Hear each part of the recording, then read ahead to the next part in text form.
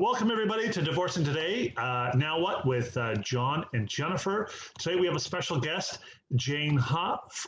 She is a collaborative lawyer, and she's going to give us her perspective and intake. And I've known Jane for a little bit. We've been on a couple files together, so she has a wealth of information to share with us. Welcome, Jane. Thank you. Great to be here, guys. So, as John said, my name is Jane Hall, and I am a collaborative family law lawyer and mediator. I am someone who, ever since law school, wanted to practice collaborative law because I've always had the mindset of using the law to achieve practical results. That means, in principle, I've always believed that discussion and negotiation can bring to light possibilities, even light into your life. That's wonderful. I have had the opportunity to meet you outside of work as well, and you're a delightful person to speak with, and I always enjoy it. Yeah, and so in the process, when do you recommend clients to contact you? Well, I think in the very beginning, and when the thought occurs to someone to separate, or that person has had some discussions about a separation with their partner, the reason being is a time that feels out of control for most people. And it really helps to get informed and it helps to try to put some kind of structure to things. And Mhm. what I mean by that is when people sometimes call me early in the process, having no idea what to do, I help them to try to set some intentions and goals. Given those intentions, I chat with them about what they'll do in the next week, next 2 weeks, next month, also to figure out how to respond if something happens. I mean, your response to things, of course, depends on your intentions and goals. And the most important goal is, do you wish to separate at this time? Not does the other person wish to do so, but do you? If you're not sure, it might be helpful to put some kind of a timeline on things. For example, you put right on your calendar by next week, you'll respond in this way. Of course, this is for you only. You don't have to stick to that deadline, but even thinking things through this way helps people feel clearer and more organized, ultimately, more in control. And I do offer a 30-minute consultation without fee. And I've told people after chatting with me to just go and think about things and see how things unfold. Then come back to me when they're ready to proceed legally, unless, of course, there are urgent issues that need to be resolved right away. In the end, I'm someone whose own sense of personal value stems from making a relevant difference in people's lives. So that's why my answer is not don't waste my time, call me only when you're ready to proceed legally. I love Right. that. Yeah, that's great. Yeah, yeah, and there's a lot of good information there, which and there's a lot of good information out there. But what would you say is some of the best advice you can provide to listeners? If there's like maybe one or two things that your clients or prospective clients should take. So I guess again, I mean, that depends on who you are and what stage you're in. But if you're someone who is in the initial phase of separation again, get informed. Even if you're not ready to make a decision right away on whether you're going to, leave your home, sell your home, for example, retain a lawyer, restructure your finances, get informed first. Start reaching out to people like John, Jen, and me. Build a team around you, an excellent team of people that will support you. Mhm.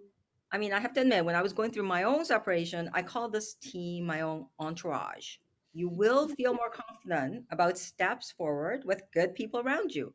And this entourage can be as big or as small as you need.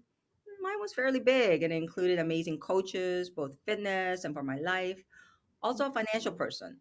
I knew I needed to start feeling good and confident about things again. Yeah.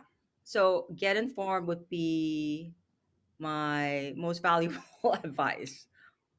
That's great information, and I think a lot of people do wait until it's too late and the other side is already prepared, and then they feel that they're the underdog. So I Right. think that's really good information. And on the same note, what do you think one of the biggest mistakes that someone can do in this situation? So in my practice, what I see is that sometimes people get fixated on precisely exactly what they want. As I said earlier, it's helpful to have goals in place, but to be rigidly fixated on one thing is a different story. The reason this is not such a great thing for you to do is because you lose sight of the forest for the trees. you lose a sense of the big picture, which Mhm. really is not about for most people insisting that your kids stay in elite hockey, for example, but really it's about having a healthy, active, successful kids, right? And creating a new family structure that supports the kids to achieve that. So, if you're more flexible about things, this means that you're also more likely to listen to the advice of others, your own lawyer, who, after all, you'll hire to help you. If you're singular about one goal during a separation, the outcome is going to be a much more difficult road ahead for you. It might also limit your process options as well, particularly the option to stay out of court. Now that we have a new divorce legislation that requires every family lawyer to speak to their clients about ways to stay out of court, you will likely receive this advice from every lawyer. Mhm. But if you're insisting on selling the house, as another example, so nobody gets to live in that matrimonial house, then you will likely be headed for court. And of course, being open to advice again means you have to choose the right people in your entourage. So you will have the confidence to listen to their advice. So Mhm. do your research before hiring people. And in choosing a lawyer, for example, look for someone you feel genuinely connected to. Mhm. And doing your research, like watching this show and seeing all the different people that we're bringing. That's all part of research. Yeah, that's Yeah, great. I think we'll change the title of the show to Entourage, right? That's right. Divorce entourage stories. I Yeah, like it. right. .com. Yeah, it's not bad. Not bad. Uh, um, so Jane, so when people contact you, they're starting to go through the process. Our show's called Divorcing Today. Now what? So what professionals would you bring to the entourage or help your client create the entourage? I know it's probably case by case, but is there a typical two or three professionals that you normally bring on? Mhm. Yeah. So, as well as speaking with a lawyer, as I said earlier, a family lawyer, there's no specific order, I think, but you should definitely, in my advice, speak with a divorce coach, life coach, a therapist, someone who is in a mental health professional, who is in mental health, a mental health professional. So someone who can sort things out for you. I think a lot of people underestimate the value of this. So even if you don't think you need someone right now, just have someone on hand just in case, to have someone as a go-to person. You should also speak to a financial person, or financial people, whether that is a financial planner, investment advisor, realtor, mortgage broker, because for most people, their homes are their largest assets. Right. Again, your goal is to get a handle on things, especially if you haven't been the person in your marriage or your relationship to handle finances. Absolutely. Yep. Um, so Jane, there's a lot of different fantastic family lawyers and other family professionals that we've been speaking to on this show. And my question to you would be, what would separate you from the other collaborative lawyers? There are really, really great people out there, but I think it's a question of fit. And I think for me, I spoke earlier about the kind of personal value I have, a life goal, really. I have about to make a relevant difference in people's lives. And this I've applied to my law practice. Mhm. Also, law is not my first career. So previously, I worked in the arts. I have a master's degree in art history, and I've often worked with people who are exacting in their requests. So I'm someone who's very particular about customizing service to suit my clients. Also, I'm someone who has a big picture focus in mind all the time. When I worked with visual artists, they would often say I knew how to speak both the language of business and art. And I think what they meant by that was that I understood what their vision was, but I also knew how to translate that vision into practical results. So Mhm. analogously, I feel that I'm a family lawyer who knows how to identify people's personal needs, but also to deliver results that satisfy their legal requirements and practical needs. And also, I think it's a little bit because I'm someone who would self identify as an empath, which really means that my clients often feel that I get them and I understand them, and I use that knowledge to make sure that things work out for them. Mhm. But again, it's a question of fit. So you have to do your research, you have to ask around, and don't be afraid to just call up people and ask for consultations. That's definitely some good points, right? And and I also think from having these from having you on the show, you speak your mind. You come from a place of honesty, like trust your gut, make sure there's a fit, and I think your information is very clear. So I think that's another huge benefit. So Jane, like how does someone contact you? What's the best way?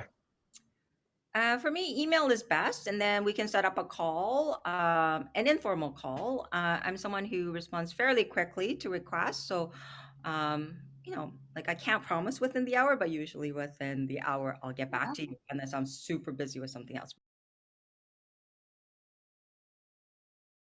My Instagram is Jane Collaborative Lawyer at Jane Collaborative Lawyer. Wonderful. Perfect. Awesome. Well, Jane, thank you so much for coming on the show today. It's always a pleasure speaking with you. And you guys too. Yeah, and I'm really glad that people are going to see who you are and what you're about, because I think they would really benefit by utilizing your services. Okay, great, guys. I'm so glad you guys are doing this as well. Is it fun for you? Oh, yes. We love it. Oh, yeah.